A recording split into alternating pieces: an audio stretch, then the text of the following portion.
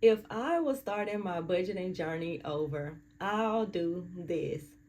Hey guys, welcome back to the channel. If you are new here, my name is Nikki. Now, I have a 21-year-old. This is what actually made me create this video. She's always coming to me for money advice, and I said, you know what? Instead of me just telling her all about the money advice that I wish I had when I was in my 20s, let me share it with other 20-something year olds, and maybe it can help you as well. So, if I was starting my budgeting journey over and I was in my 20s, here's exactly what it is that I would do.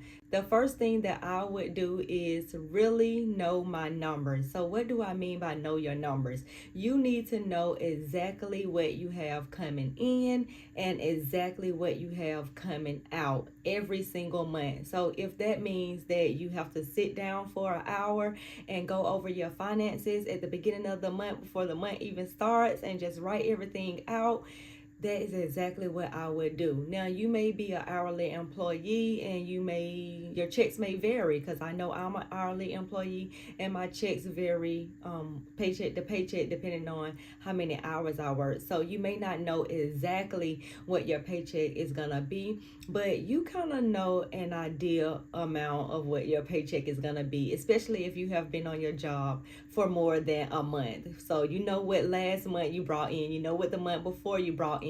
And an easy hack to what I actually do is all you have to do is go through 2023's paychecks and see exactly what amounts were those paychecks, and whichever one was the lowest, go with that amount. That's typically what I do with mine. I look over every single paycheck that I've actually been paid and I see which one is the lowest, and then I just go with that number moving forward. Now, I did, however, did get a check that was actually lower than what I actually budget for, but on a regular, we talking about just on a regular, not just okay a one-off type of thing, but on a regular. If you see that your check is more than $2,000 every single time that you are paid, go with $2,000 as your budgeted amount of money that you're going to receive from each one of your paychecks.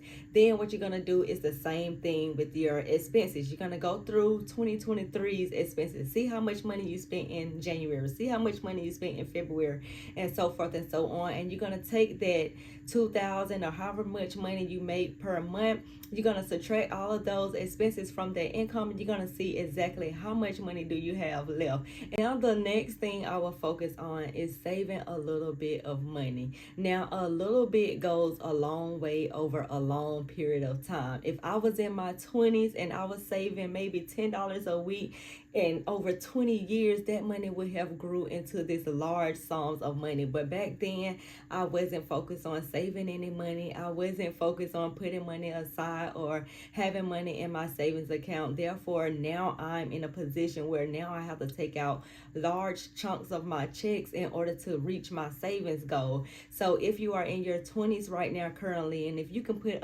aside $10 a week every single time that you are paid, and just leave it in a high yield savings account, or maybe even invest in it over a long period of time, you can watch your money grow. And in your 40s, maybe you will see that money grow into maybe hundreds of thousands of dollars. I'm not exactly sure what it's gonna add up to, but I know it would be more than my $6,500 that I'm gonna have at the end of this year. The next thing I would do if I was starting my budgeting journey over is get health insurance.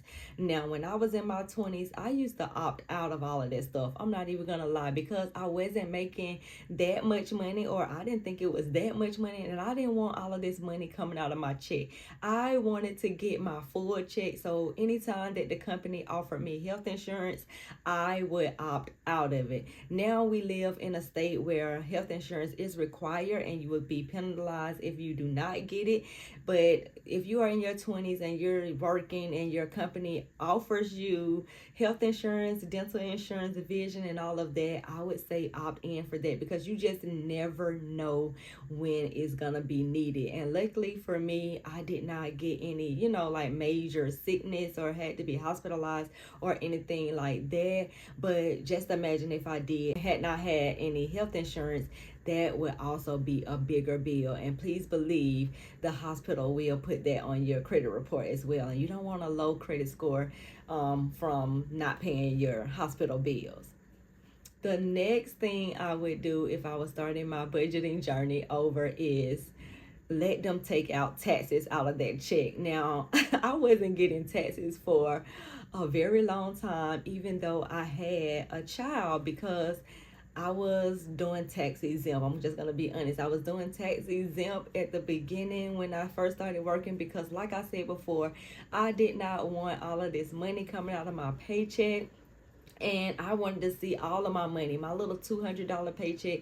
I wanted to see all of it, so I would opt out of having taxes coming out. I would opt out of the health insurance and all of that, so that I could see my full check. And when it was time to file taxes, even though I had a child, I owed money, and they would take my refunds year after year after year. I think just maybe like the last couple of years is when I actually really started getting a tax refund. But before then, all of them were being taken because I wasn't doing what I was supposed to do, and I wasn't allowing my paychecks to be taxed. So do not be like me. Let them take out that taxes from your paycheck so that you won't owe at the end of the year. And then maybe if you file taxes, hopefully you can get a refund. The next thing I would do if I was starting my budgeting journey over is I will give myself some money. I'm just going to put it plain and simple.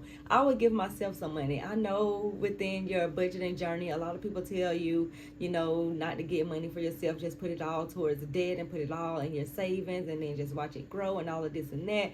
But when I started my budgeting journey, I did that and I was miserable. I'm not even going to lie. It is miserable working and doing all of these hours, seeing this large sum of money go towards debt and none for yourself. So if I was starting it over, I would definitely at least give myself $50 a month to do whatever it is that I wanted to do, so that way I'm motivated on this journey. You don't want this journey to be like miserable and you hate just budgeting because you're seeing all of your money go to all of these other different things, and now you don't even have money to get your hair did, to get your nails done, to go out with your friends and things like that. Because we're talking about a 20-something year old. You're not going to just be stuck in the house and just paying bills and till you die. You want to have fun with your friends as well, and that was something that I didn't do starting my budgeting journey. But now I definitely put money aside for myself. Not so much going out and doing the fun things because I'm very comfortable just being in my own home, but I love to eat out and I love iced coffee. So those are the things that I pretty much spend my money on, or my fun money on. And I suggest you doing the same thing. It doesn't have to be like a large sum of money now, but give yourself a little bit of money for fun. The next thing I would do if I was starting my budgeting journey is I would get me one credit card. Now, when I got approved for my first credit card, I just went ham.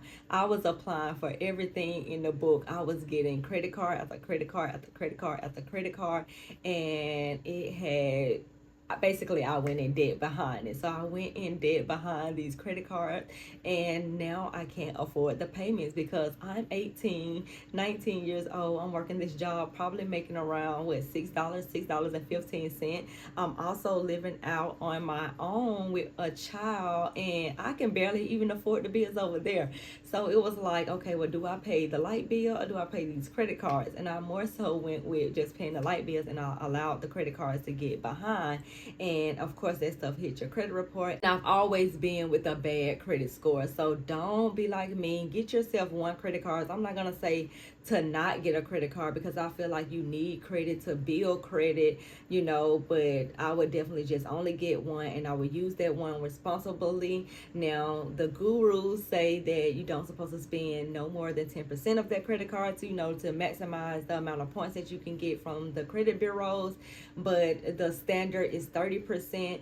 I would suggest, and this is how I'm trying to get back to, because this is what I was actually doing. Once I use those credit cards, I pay the balance off before the due date because that prevents any interest being charged. And if I use that credit card again before that statement date actually closes, I try to have that balance at least lower than, like they said before, 10%, because that's where I do see the most amount of points. Because before, when I was just making minimum payments and putting a little bit extra, I would see 1 or 2 points go up on my credit score.